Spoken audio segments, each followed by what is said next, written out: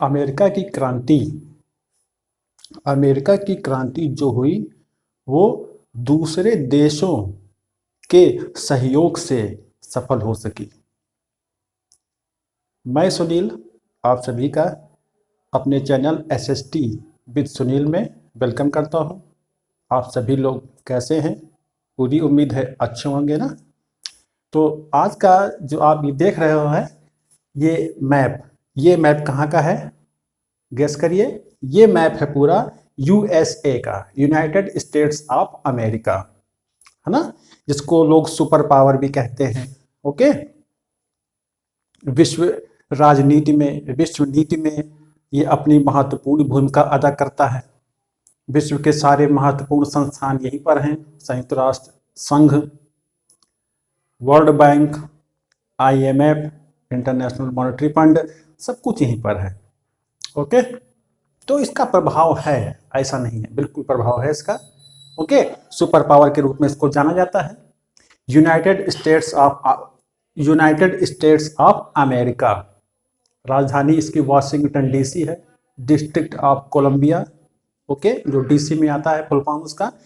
तो यहां भी क्रांति हुई, और वो क्रांति किस प्रकार से हुई ये मैं आपको एक इजी वे में आसान रास्ते से लेके चलूंगा और आपको क्लियर करूंगा कि किस प्रकार से ये क्रांति हुई। तो पहले थोड़ा सा हम यहां पर नोट आउट कर देते हैं। ओके, अमेरिका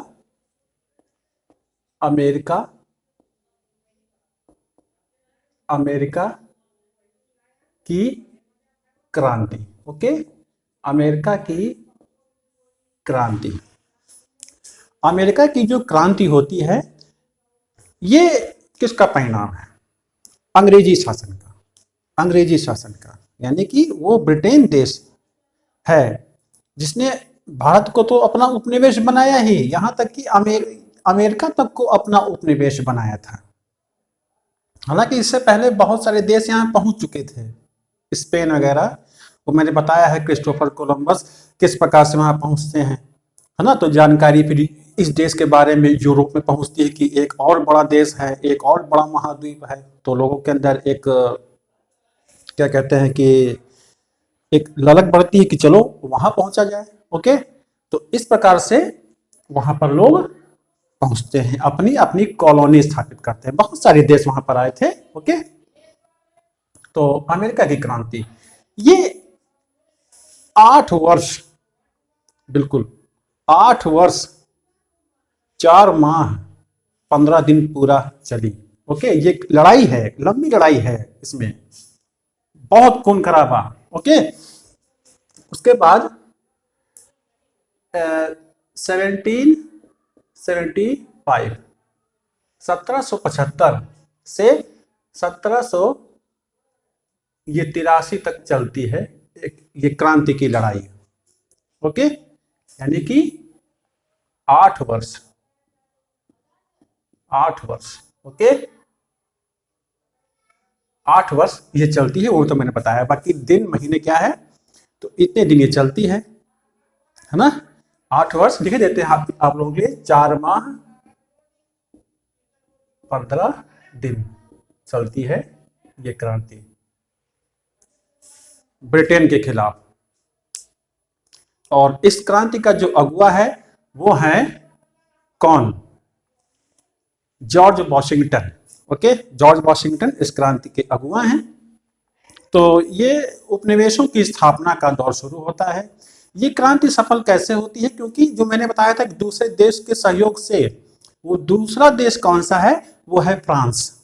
फ्रांस देश ने इसमें अपनी महत्वपूर्ण भूमिका निभाई थी। फ्रांस की इसमें महत्वपूर्ण भूमिका रहती है। इसने जो है 1778 में अमेरिका से ये संधि करता है। क्यों करता है? क्योंकि जो यूरोप में सप्तवर्षीय युद्ध चल रहा था, उस युद्ध में फ्रांस की पराजय हुई थी। उस पराजय का बदला लेने के लिए अमेरिका की ओर से ये लड़ा। कौन? फ्रांस अमेरिका की ओर से ब्रिटेन के खिलाफ लड़ा, और अमेरिका को एक अच्छा सहयोग भी मिला। तो आप लोग को हमेशा ध्यान रखना है, फ्रांस का सहयोग रहा है इस क्रांति में। या ये भी कह सकते हो ना होता तो शायद कुछ और ही इतिहास होता। आप रूस का क्रांति देख लो,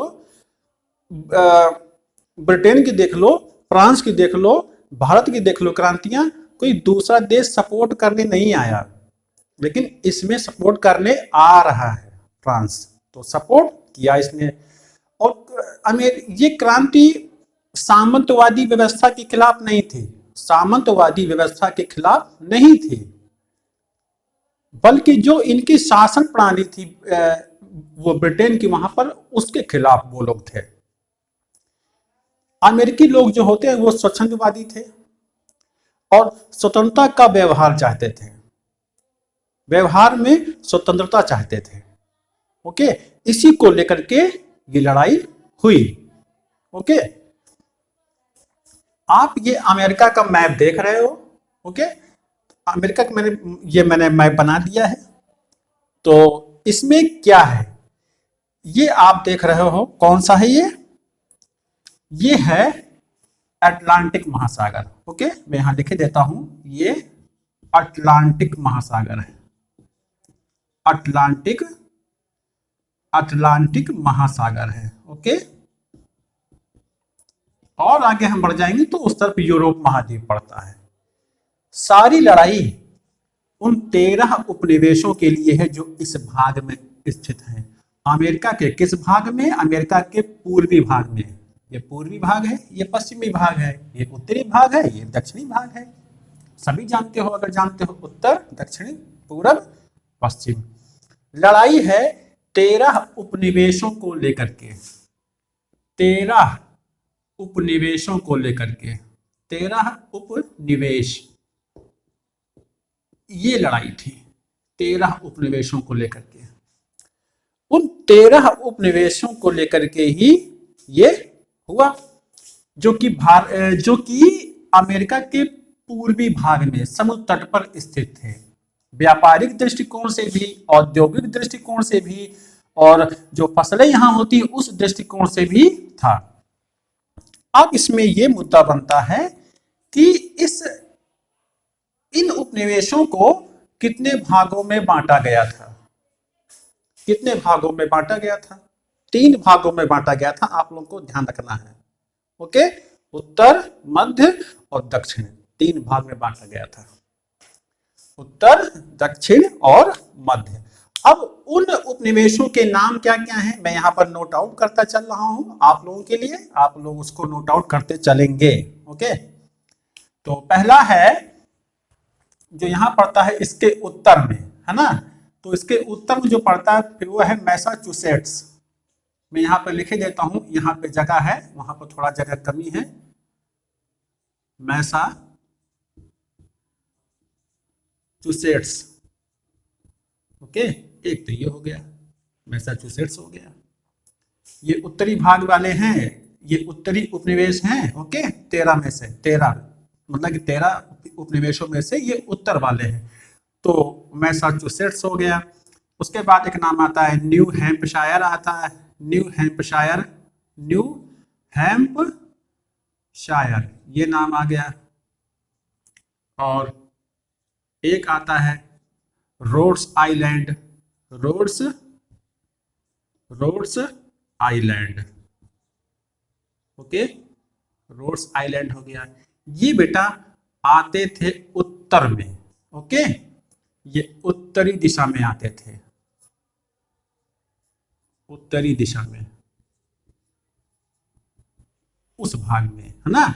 ये कैसा क्षेत्र था? ये बर्फीला क्षेत्र था, बर्फीला और पहाड़ी क्षेत्र था। Massachusetts, New Hampshire and Rhodes Island, ये उत्तरी भाग में पड़ते हैं, आप लोग नोट आउट करते चलेंगे। इस भाग में क्या बहुत होता था ये भी मैं बताता हूं आप लोग को। इस भाग में सबसे ज्यादा होता था क्या? बर्फीला क्षेत्र है, पहाड़ी क्षेत्र है, तो ईंधन के लिए लकड़ियां, है ना, और खाड़ी क्षेत्र है तो यहाँ पर मछलियां भी मिलती थी। तो हो गया, ये चीज हो गया। इसके बाद जो मध्य में पड़ता है कि मध्य में कौन कौन से उपनिवेश आते थे, यानी कि इस भाग में, इस भाग में ओके, इस भाग में आते थे। पहला है न्यूयॉर्क, सभी जानते हो, बहुत प्यारा शहर न्यूयॉर्क। फिर है न्यू जर्सी, न्यू जर्सी आता है। ओके, उसके बाद आता है मैरीलैंड, मैरीलैंड, मैरीलैंड आता है। ये मध्य में आते थे, ये मध्य उपनिवेश थे। ओके, सभी लोग ध्यान से लिखते चलेंगे, ये मध्य उपनिवेश थे। इन मध्य उपनिवेशों में क्या होता था बहुत ज्यादा, यहाँ पर क्या था बहुत ज्यादा, क्या कौन से उद्योग थे, तो यहाँ पर जो है, यहाँ पर जो है शराब और चीनी उद्योग लगे थे, चीनी उद्योग बहुत सारे थे। तो यानी कि व्यापारिक दृष्टिकोण से बहुत इंपॉर्टेंट है ना, शराब और चीनी उद्योग यहाँ बहुत थे। उसके बाद जो आता है कि अब दक्षिण के कौन कौन से वो क्या चीज उपनिवेश हैं, वो मैं बता देता हूं आप लोगों को। दक्षिण वाले मैं यहाँ पे लिखे देता हूं सहूलियत के लिए। पहला है उत्तरी कैरोलिना, उत्तरी कैरोलिना। Okay, Carolina. फिर है दक्षिणी कैरोलिना, दक्षिणी कैरोलिना। फिर है जॉर्जिया, वो एशिया वाला नहीं, फिर है जॉर्जिया। ओके, फिर है वर्जीनिया, वर्जीनिया। ये के सब किस में आता था, ये सब आते थे दक्षिणी उपनिवेश में आते थे, जो मैंने लिखा है। इस उपनिवेश, ये उपनिवेश गर्म क्षेत्रों में पड़ते थे। ये जो आप देख रहे हो ये गर्म क्षेत्र में पड़ते थे। ओके, यहाँ पर हर प्रकार की फसल पैदा होती थी, बताने की जरूरत नहीं है, हर प्रकार की फसल पैदा हो सकती थी। तो ये बहुत ठंडा है, तो लकड़ियां हैं, मछली पालन का उद्योग है यहाँ चल रहा है। और न्यूयॉर्क, न्यू जर्सी, मैरीलैंड में शराब और चीनी के उद्योग बहुत लगे हुए हैं इस भाग में, है ना। मैरीलैंड इस भाग में पड़ता है, न्यूयॉर्क जो है इस भाग में पड़ता है, और जो उसकी राजधानी है वाशिंगटन डीसी वो इस भाग में पड़ती है यहाँ पर। अभी बता देंगे आप लोगों को। तो इस प्रकार से आपने देखा कि इन उपनिवेशों को 3 भागों में बांट दिया गया था, उत्तर, मध्य और दक्षिण में बांटा गया था। इस भाग में ये गर्म प्रदेश थे, तो यहाँ पर हर प्रकार की फसल पैदा होती थी। अब ब्रिटेन के लोगों का उद्देश्य क्या है, व्यापार करना, है ना। तो व्यापार करने के उद्देश्य से ही ये यहाँ सारे आकर के बस गए। ओके, सारे यहाँ पर आकर के बस गए। उत्तर में ये भाग जो है आपका, ये भाग जो है ये मध्य में आता था, ठीक है, ये मध्य में आ रहा है सब। और ये भाग जो है, ये भाग जो है ये सब दक्षिण में आ रहा था। मैंने ऐसे कर दिया, तो ये दक्षिण वाले हैं। तो इस प्रकार से उपनिवेश वाला जो सिस्टम था वो इस भाग में ज्यादा था, इसी भाग को लेकर के लड़ाइयां थी। ब्रिटेन के अलावा और भी देश थे, फ्रांस भी था, स्पेन भी था, ब्रिटेन भी था, है ना। तो बहुत सारी यूरोपियन कंट्री वहां पर छाई हुई थी व्यापार करने के लिए, है ना। तो ये 1775 तक की स्थिति है, 1775 तक, यहां मैं लिखे देता हूं 1775 तक, 1775 तक ये उपनिवेश स्थापित हो चुके थे। कितने, 13। आप देख रहे हो 1 2 3 4 5 6 7 8 9 10, 3 और हैं, मैं आप लोगों को बता देता हूं इसी समय। एक का नाम था डेलवरे, ओके, डेलवरे नाम था। एक का नाम था पेंसिल्वेनिया, पेंसिल्वेनिया, डेलवरे और पेंसिल्वेनिया, और एक नाम था कनेक्टिकट, कनेक्टिकट नाम थोड़ा इंग्लिश में है, आप लोग देख लेंगे। तो डेलवरे, पेंसिल्वेनिया और कनेक्टिकट, ये क्या है, सारे के सारे अमेरिका के उपनिवेश हैं, है ना। तो इन इन उपनिवेशों को लेकर के ये कह सकते हो, कह नहीं सकते हैं, कंफर्म है क्रांति हुई।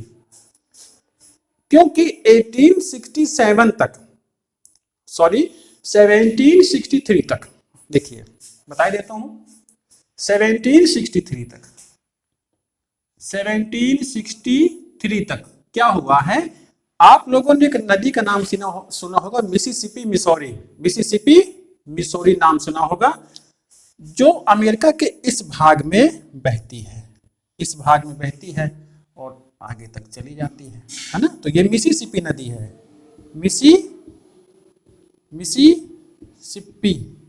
ये मिसिसिपी नदी है, अमेरिका की बहुत महत्वपूर्ण नदी है, लिख लेंगे मिसिसिपी मिसौरी और भी ना। तो 1763 में इंग्लैंड की संसद ने तय कर दिया कि जो अमेरिका के मूल निवासी हैं, कौन, रेड इंडियन, ये लोग यहां पर स्थायी रूप से रह सकते हैं। कब तय हुआ, 1763 में, यानी कि मिसिसिपी के ये जो पश्चिम वाला हिस्सा है, ये पश्चिम वाला जो हिस्सा है, यहाँ पर रेड इंडियन रह सकते हैं। क्यों, क्योंकि ब्रिटेन के लोगों की आवश्यकताएं तो यहीं से पूरी हो रही थी, तो यहाँ पर जरूरत किया है, क्लियर है ना। तो कहा गया कि ये लोग यहाँ पर रह सकते हैं। सारी लड़ाई इस कॉर्नर की है, इस किनारे की है, ओके। इसके बाद जो मैंने बताया उस भाग में, अब लेकिन एक प्रश्न ये बनता है कि जो ब्रिटेन के लोग थे यहां पर क्यों आकर के बसे, यूरोप के लोग वहां से आकर के क्यों बसे, कुछ कारण थे। जैसे धार्मिक कारण क्या था, धार्मिक कारण क्या था, धार्मिक कारण ये था कि जॉर्ज थर्ड, जेम्स थर्ड के समय में क्या हुआ था, वहां पर आप लोग जानते हो रोमन कैथोलिक चर्च और प्रोटेस्टेंट में विवाद चलता था, है ना। तो धर्म के नाम पर भी वहां पर लोगों का उत्पीड़न हो रहा था। जिन लोगों ने प्रोटेस्टेंट धर्म को अपनाया, उनके साथ भी अन्याय हो रहा था, बहुत ज्यादा अन्याय।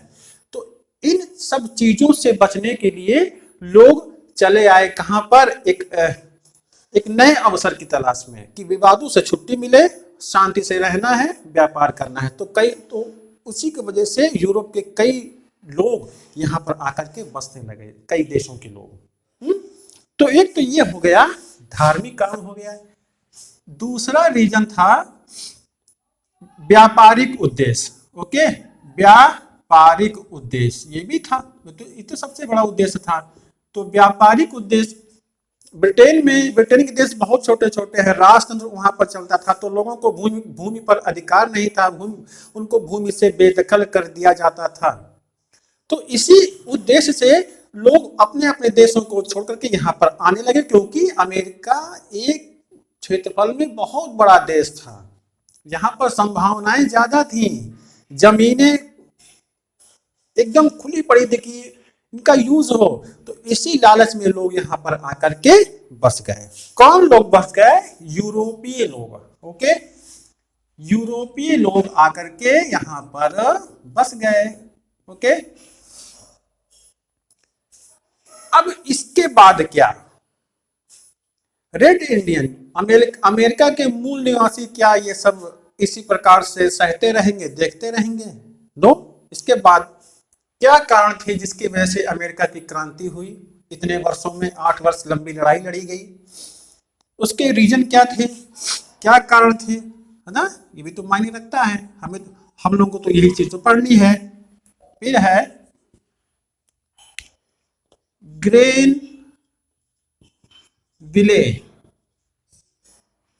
ग्रेनविले नीति,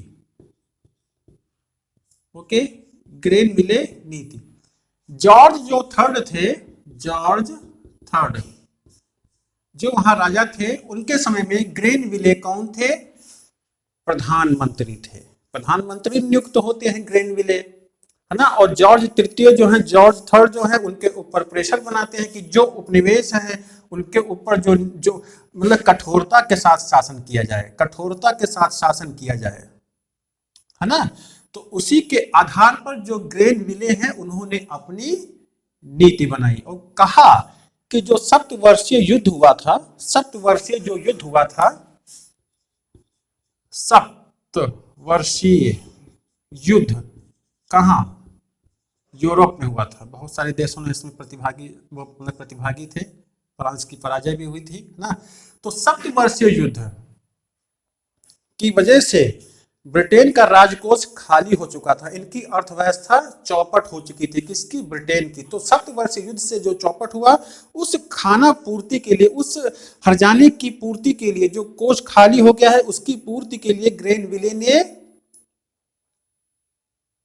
कुछ नियम अब बना दिए। जैसे जहाज रानी के जो कानून थे, नियम थे, वो महंगे हो गए। जहाज रानी माने जो शिप होता है, पानी का जहाज जो आना जाना, जहाज रानी से संबंधित कठोर नियम बनाए गए। मैं बोल रहा हूं, आप लोग लिख लेंगे इस हेडिंग के तहत। और दूसरा क्या था? जनता पर प्रत्यक्ष कर लगाया गया, टैक्स लगाया गया। ओके, तो प्रत्यक्ष कर लगाया गया ग्रीनविले नीति के तहत। अब दूसरा रीजन क्या था? दूसरा रीजन, उसके बाद शुगर एक्ट, शुगर एक्ट लगाया गया। शुगर एक्ट के तहत आप जान ही रहे हो शुगर कहां सबसे ज्यादा, मध्य उपनिवेश में होता था। तो शुगर एक्ट लगाया गया। इसमें क्या होगा कि शराब, जो रम होती थी शराब, उस पर जो है आयात, जो वहां पर प्रोडक्शन हो रहा था, है ना, उसको बंद कर दिया गया। उसके आयात पर उसके आयात पर रोक लगा दी गई। और जिस चीज से बनता था, जिसको कहते हैं शीरा, उस शीरे से जो शराब बनती थी, उस शीरे पर आयात कर बढ़ा दिया। यानी कि जो ब्रिटेन से शीरा यहां आएगा उस पर आयात कर बढ़ा दिया गया, अपना मुनाफा कमाने के लिए ब्रिटेन के द्वारा। और रम का उत्पादन यहाँ बंद कर दिया गया। तो बंद है तो उत्पादन कहाँ से होगा? करना जरूरी है, तो शीरा मंगाना पड़ेगा, तो टैक्स बढ़ा हुआ है, तो मुनाफा ब्रिटेन को जाएगा। तो इस प्रकार से शुगर एक्ट लगाया गया। किस पर लगाया गया? रम जो है प्रतिबंधित कर दिया गया, और शीरा जो होता था, है ना, शीरा, उस पर आयात कर लगाया गया, उस पर आयात कर लगाया गया, क्योंकि ये इसी से ही संबंधित है, इसी ही प्रोसेस में ये निकलता है, शुगर की ही प्रोसेस में ये निकलता है।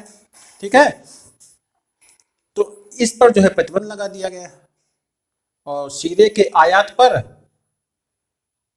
टैक्स बढ़ा दिया गया। इसके बाद क्या होता है? स्टैम्प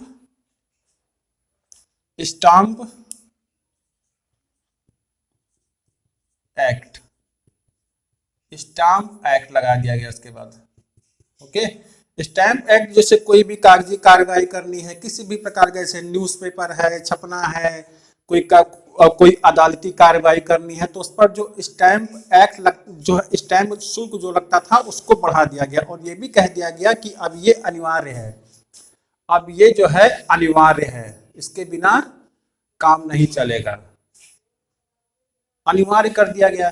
तो इस अनिवार्य होने की वजह से, इस अनिवार्य होने की वजह से अमेरिकियों में रोष व्याप्त हो गया। उन्होंने कहा कि इंग्लैंड बाहरी टैक्स लगाए तो लगाए, बाहरी व्यापार पर टैक्स वो लगाए तो लगाए, लेकिन ये तो स्थानीय मुद्दा है। इस स्थानीय मुद्दे पर अधिकार किसका है? किसका है? स्थानीय मंडलों का, स्थानीय मंडलों का, जो यहां पर थी, स्थानीय मंडलों को यह अधिकार मिलना चाहिए स्टैम्प शुल्क लगाने का, बढ़ाने का, वसूलने का। आप एक बात ध्यान रखना इसमें, बाहरी शुल्क लगाए तो लगाए, इस बात को ध्यान रखना है आपको। इसी को लेकर के बाद में एक नई पॉलिसी बनती है ना। तो स्टैम्प एक्ट लगाया गया और कहा गया कि जब ब्रिटेन की संसद में हमारा एक भी प्रतिनिधि नहीं है, अमेरिकियों के द्वारा कहा गया कि हमारा एक भी प्रतिनिधि नहीं है, तो किस प्रकार का हम टैक्स दें? सब कुछ तो आप ही लोग तय कर लेते हो, हमें भी तो मौका मिले ना। और इसी आधार पर अमेरिका की क्रांति का एक नारा बहुत प्रसिद्ध हो गया था। वो क्या था? प्रतिनिधित्व, प्रतिनिधित्व नहीं, प्रतिनिधित्व नहीं तो कर नहीं। बहुत सही, क्या बात है। यानी कि संसद में प्रतिनिधित्व मिलना चाहिए हमको। आप लोग को ये जरूर लिखना है। हो सकता है कोटेशन पूछ ही ले कि प्रतिनिधित्व नहीं तो कर नहीं किस क्रांति से संबंधित है, तो वो किससे है? अमेरिका की क्रांति से संबंधित है। प्रतिनिधित्व नहीं तो कर नहीं।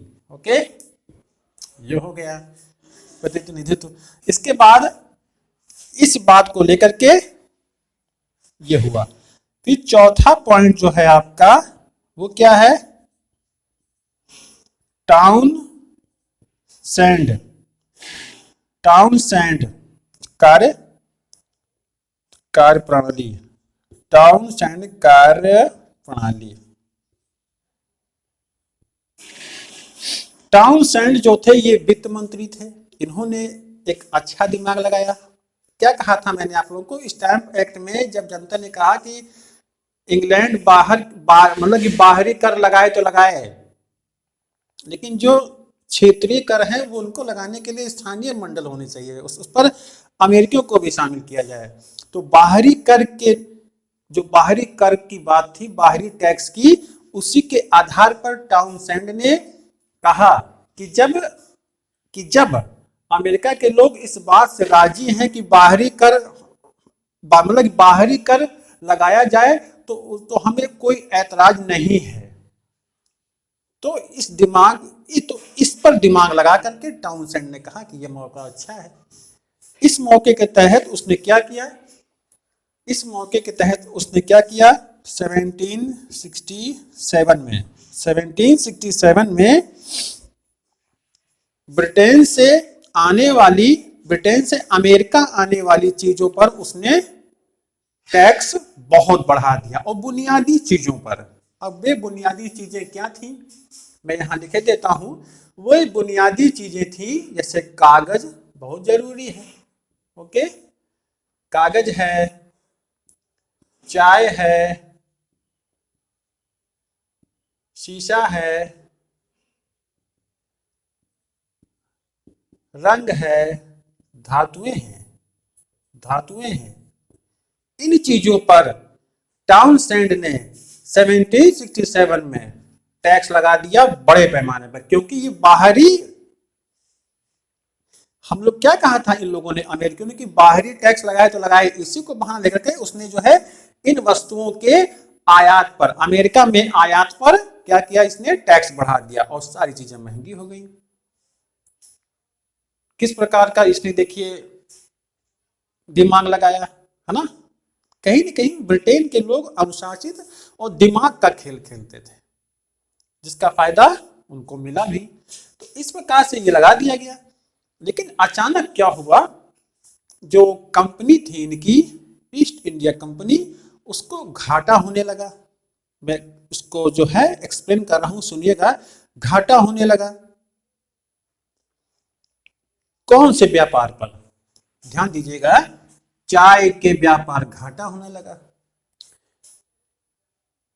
ओके, तो इसने क्या किया कि चाय के व्यापार पर जब घाटा होने लगा, तो इस घाटे को खत्म करने के लिए, इस नुकसान की भरपाई के लिए इसने क्या किया? टाउनसेंड ने चाय के निर्यात पर और यहां पर आयात पर जो था टैक्स, जो बढ़ा हुआ था, उसको घटा दिया।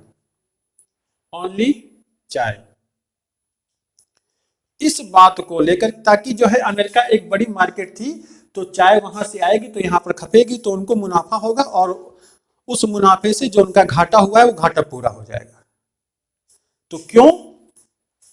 और भी तो चीजें हैं, इस पर क्यों नहीं, इस पर क्यों नहीं, इस पर क्यों नहीं, क्यों इस पर, है ना। तो इस प्रकार से चाय के मुद्दे पर विवाद बढ़ गया।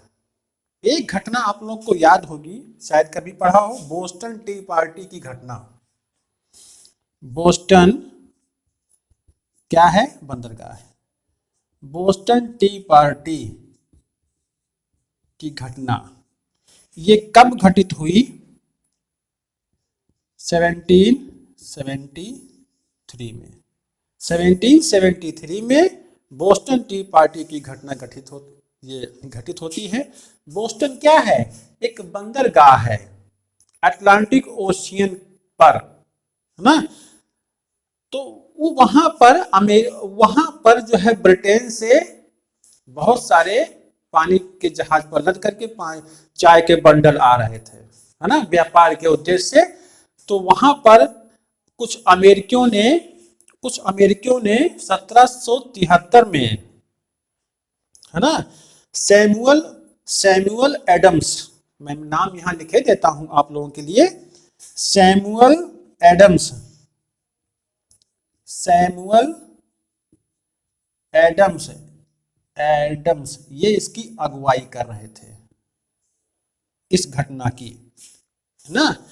तो सैमुअल एडम्स इस घटना की अगुवाई कर रहे थे और लोग वहां पहुंचे और पानी के जहाजों पर जो चाय के बंडल लदे थे उनको उठा उठा करके अटलांटिक महासागर में फेंक दिया। नुकसान हुआ। ब्रिटेन की सरकार जो थी एक्शन में आ गई, वो बड़े पैमाने पर दमन करना शुरू कर दिया चाय के लिए, केवल चाय के लिए। तो इस घटना से आंदोलित होकर के लोगों ने, इन उपनिवेशों ने कांग्रेस का गठन किया, संगठन आया और एक योजना बनाई और क्रांति का दौर शुरू हुआ, है ना। कारण थे ये सब। बोस्टन टी पार्टी तात्कालिक घटना थी जिसने इस क्रांति को भड़का दिया। उसके बाद बहुत सारे युद्ध हुए।